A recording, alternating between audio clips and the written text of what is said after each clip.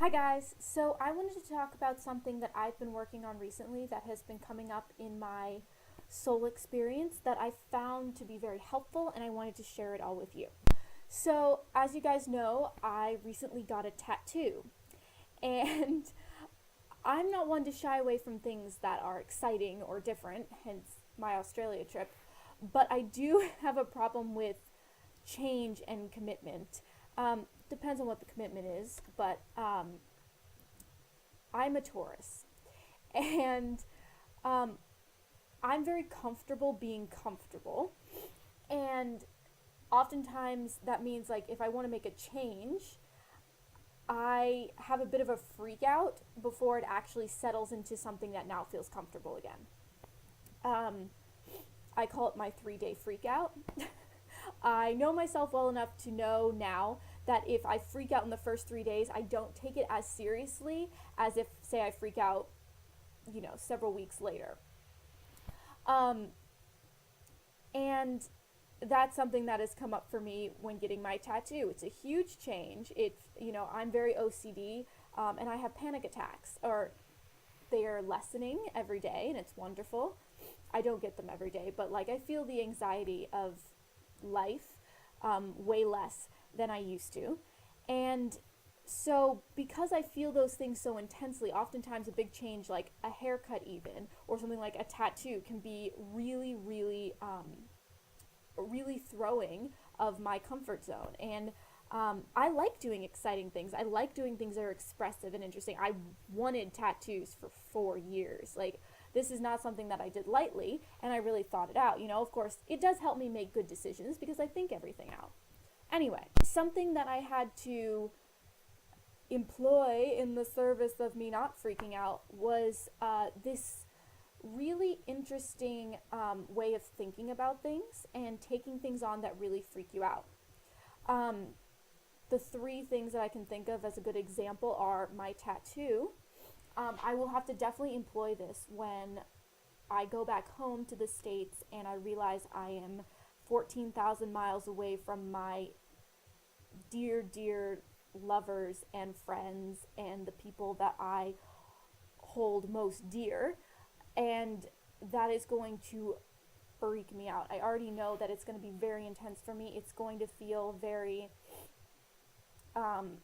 riddled with anxiety because I like my comfort zone, like I said, and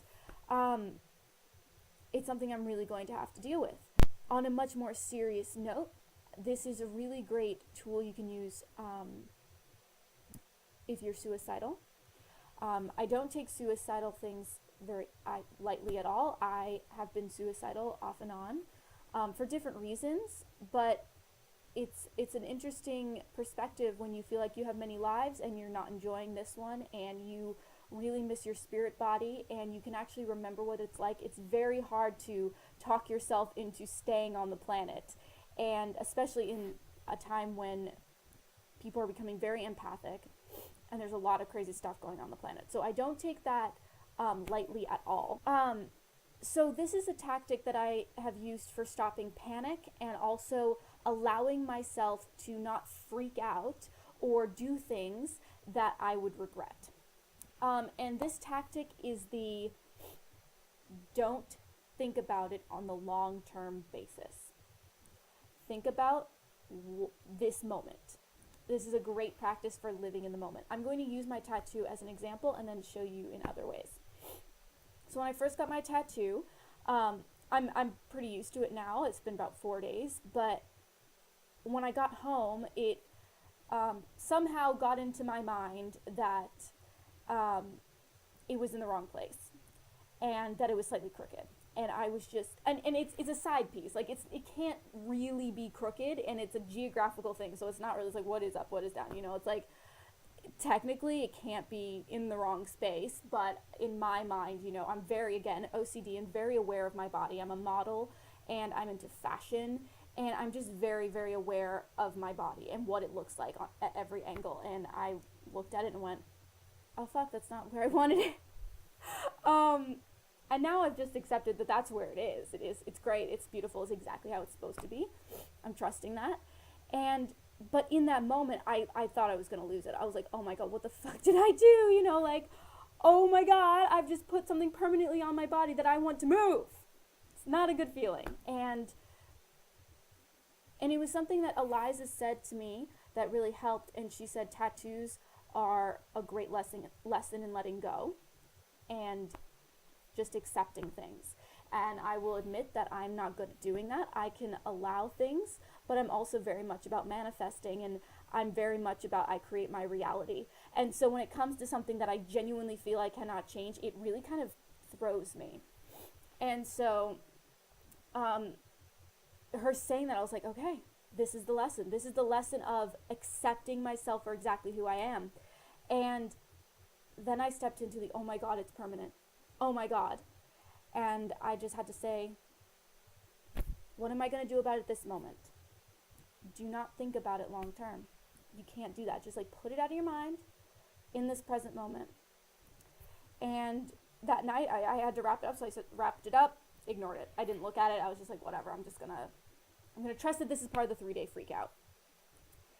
And the next day, I freaked out again, and Eliza and Pete were like, you know, it's just how it is. Maybe there's a meaning behind how it's placed, or come up with meaning, or, you know, it's all good, you know, like it's beautiful and all this stuff. And I was like, all right, for today, I'm okay with it. I can be okay with it for today. And this is a really interesting concept, because often all anxiety comes from not trusting that the future will be okay. It's about not trusting the current moment and what is happening. And if you can just say, all right, for this moment, I am going to trust this process, it's extremely helpful.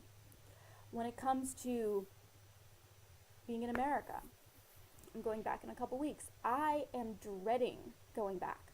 I can't even tell you how much I don't want to go back.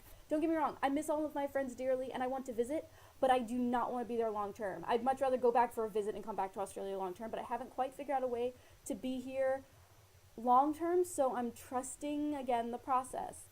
But something I've been trying to become more aware of is this present moment idea, and this idea of the future, like not trusting the future and living in the future and not in the present moment. This several times I have been hanging out with Pete and Eliza, and I'll be like, this is so wonderful, and all of a sudden I'll get upset, and I'll be like, oh my God, I'm leaving, and I'm like, oh my God, and I start getting upset, and Pete just wraps his arms around me and goes, where are you right now? Where are you right now? And I'm like, I'm in Australia. He's like, that's right, let's be in Australia right now. I'm like, okay. And I'm realizing that when I get to America, then I will be in America, and I'm going to have to employ the, what am I going to do about that right now? You know, maybe I'm going to take the steps in that moment to make myself feel better about being in America. Saving more money to, you know, come back to Australia, come up with a new business plan, work more on my website, you know, anything that I can do to improve my situation in that moment and let go of whatever the future is. Because we don't know what it is. We don't have control over it because we're not in that moment. We can't make any changes to it yet. So about bringing your awareness back into the present moment and saying, okay, for this moment, what am I going to do? And honestly, for the first few days, it's probably going to be Skyping Pete and Eliza. But then it's going to be writing my book and making money and hanging out with friends and going on nature walks to distract myself from the thing that I feel is unpleasant, because one, I can't change it, and two, it can change. Just because it's not in the present moment does not mean it can't change. Just like the tattoo, I could get it removed. I'm not going to, but I could. And I can just trust that whatever happens is exactly what's supposed to happen. And for the third example, suicide, it's a little bit more of a darker tactic, but I have actually used this. And this is actually a tactic I learned from Teal Swan, the spiritual catalyst. And this is a little dark, and some people won't understand this, but if you've been suicidal, you will understand how this works and how this can actually be employed in helping through suicidal thoughts. And this can be for today, this can be in an hour, this can be in 2 minutes. If you're having suicidal thoughts, I want you to step into the present moment and say, I can kill myself in an hour. I could kill myself tomorrow. I can do that. It's still there. I don't have to do it right now. And if that's only 5 minutes, do that. I can kill myself in 10 minutes. It's okay. There's a light at the end of the tunnel. What am I going to do right now? What am I going to do right now? Because right now, I don't really want to. I want to, but I'm going to give myself a little more time because I can kill myself tomorrow. And then the next day, revisit the same thought. Because you can. You can kill yourself tomorrow. And that would be sad. And honestly, you're going to come back onto the planet with those same lessons, not in a karmic way, because you're going to go up to source and you're going to go, oh, that's why that was happening. And you're going to shoot right back down here into a baby and you're going to do it all over again. Because that's what souls do. We're neutral. And we know what's going to be the best for us and the biggest soul growth for us. And it's about trusting that your suicidal thoughts are a part of you growing stronger. Your suicidal thoughts are there because you're out of alignment with what brings you joy. You know, if quitting your job and getting a bike and riding across America or whatever country you're in is going to make you happy, do it. Bring yourself bliss. You can do it. Because honestly, you could still kill yourself tomorrow. And that's okay. And I say it's okay in the sense of everything in the bigger picture is neutral. I would hope that you would take your plan to be on this planet seriously. I would hope that you understand that you leaving would be extremely painful for the loved ones around you or anyone. It creates a tear. That's okay. There's no judgment. I understand why you feel the way you do because I felt it too. But remember, you don't have to do it this minute. You can do it tomorrow or the next day. And when you start realizing that it's always available to you, you'll realize you don't have to do it. It doesn't have to be now. You can go out for a walk. Go look at the sun. Go look at the flowers. If you can't do that, write a poem. Hum to yourself. Look at the beauty in what's around you, the beauty in creation. There's always beauty no matter what you're looking at. There's either color or texture or something that you can go, wow. I live in a 3D reality where I can feel, taste, touch, I can hear things. How glorious is that? And when you live in that present moment, knowing that if you need to, you can change it in the future,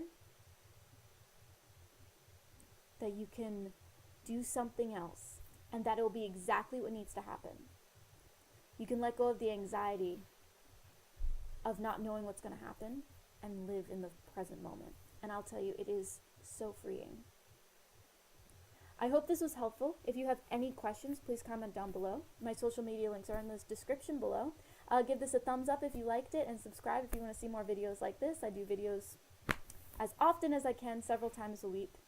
Hope you have a wonderful day. Many blessings. Namaste. Mwah. And don't forget, it's all about the soul journey. Bye.